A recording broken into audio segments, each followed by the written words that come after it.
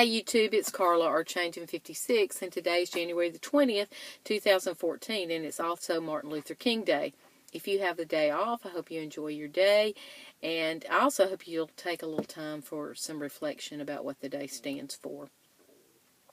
This probably is going to be a little longer than a normal video, and if I get a little random, I'm sorry. I've got several things to say. I probably should have made some notes, but I didn't. It's beautiful here today. You can probably see the sun and the tree over my shoulder. It's 60 degrees. The sun is shining in Alabama. But it was still just a little bit chilly. I'm at the lake. It was a little bit windy, so I decided to do the video in my car. It's almost time for me to go to work, so I thought I would try to get this in before I go to work. I've already started this a couple of times, and I'm restarting again simply because I didn't like what I did, and one, I kind of teared up, and so anyway, here I am. For new people, I have some new subbies, or subscribers, or whatever you want to call yourself. I started my journey in September of 2011. And at that time, I started my 6-month documentation for my insurance. And at the doctor, at that time, I weighed 221. I probably weighed more before that. I just don't have a documented weight of that. So 221. On day of the surgery, June the 18th, 2012, I weighed 193. So Saturday was my 19th month surgery. Today I weigh 120. That's at home, no clothes on, naked. I went to the doctor today, and I'll talk about that in a little bit, with clothes and boots and scarf and jewelry, which pre-surgery I would have taken all those things off before I got on the scale. With all those things on, I weighed 124. I'm still kind of in a 5-pound range of like 115 to 120, and I'm good where I am. And it's really strange because I'm 57, and even though I haven't had a period in like probably 8 years, I still kind of feel like at the time of month when I would have had a period, I still kind of have some of the symptoms, like bloating and water weight gain. And I can almost pinpoint it every time in the month. I usually gain a couple of pounds, and that's pretty much where I am. Usually I stay about 117 to 118, but 120 today, so I'm good. So that has not really changed. I'm not sure where to start to go into this. I want to share with you what I found out at the doctor, or part of what I found out, because I still have to wait on blood work for other things. This is my primary care physician, and, you know, he's very pleased with where I am, but he came in, he said, "Have you seen your A1C?" I said, "No, what is it?" It's 9.2, folks. And if you know what A1C is, that's your average blood sugar for the past 3 months. That's not good.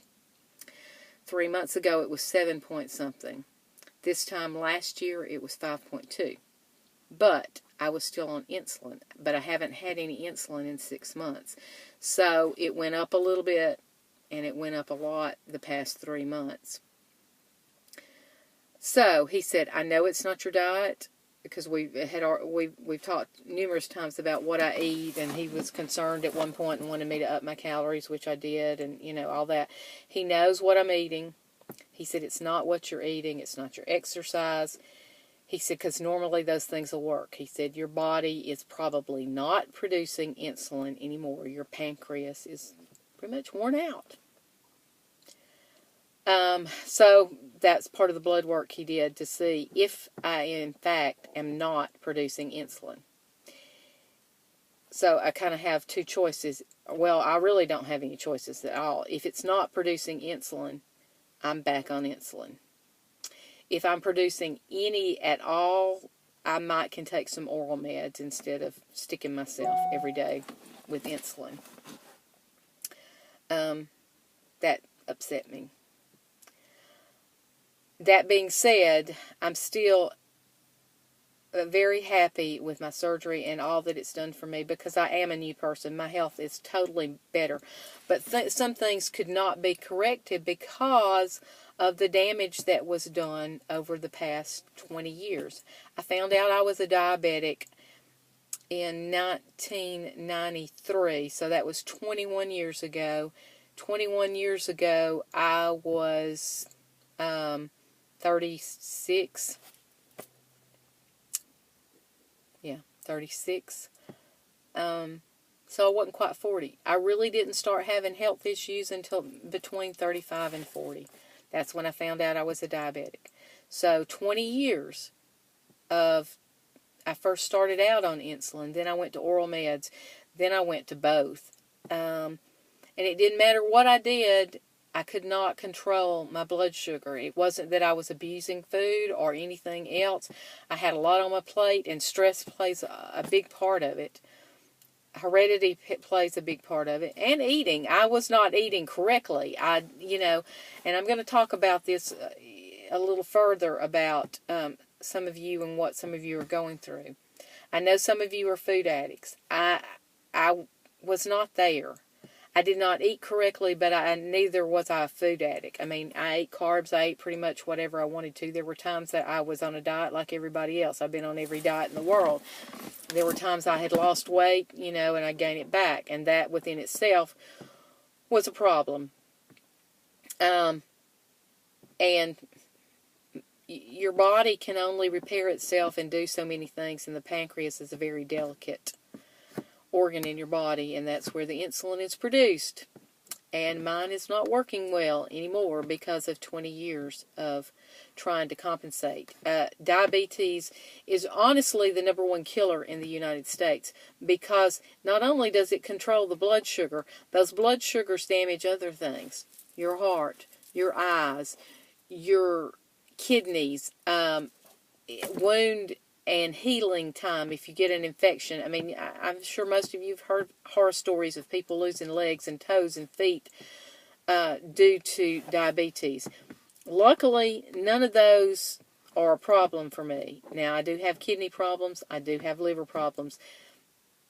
There's not much I can do about those either. Heart issues, I have a stent, and I have heart disease. But I have come off of all my medication. Right now I'm not taking anything but vitamins. Probably in a week I'll be taking insulin again. And that's upsetting. I teared up with him. It upset me. But that's why I had the surgery. Because honestly, folks, if I had not had that surgery 19 months ago, I probably would not be here today. So that's why I'm so passionate about what I do and what I eat, and have tunnel vision about staying where I am now. And I know that my results are not typical. I lost my weight in less than a year, and within a year's time I had lost over 100 pounds and was well below my goal weight. But that's, like I said, it's because I started feeling so much better right away, and my health started improving so much that nothing else mattered. Now, yes, I love buying clothes now, and I love compliments, and I love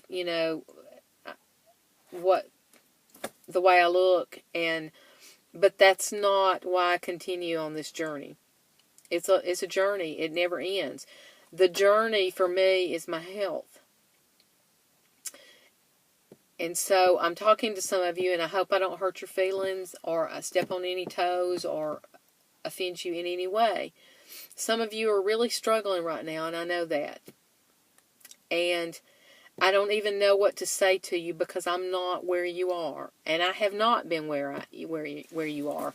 So I'm not going to say I understand, because I don't. Okay, I'm going to end this video here, and then I'm going to pick up with another video. I might even do more than one. Okay, so this is the end of part 1. I'll be right back.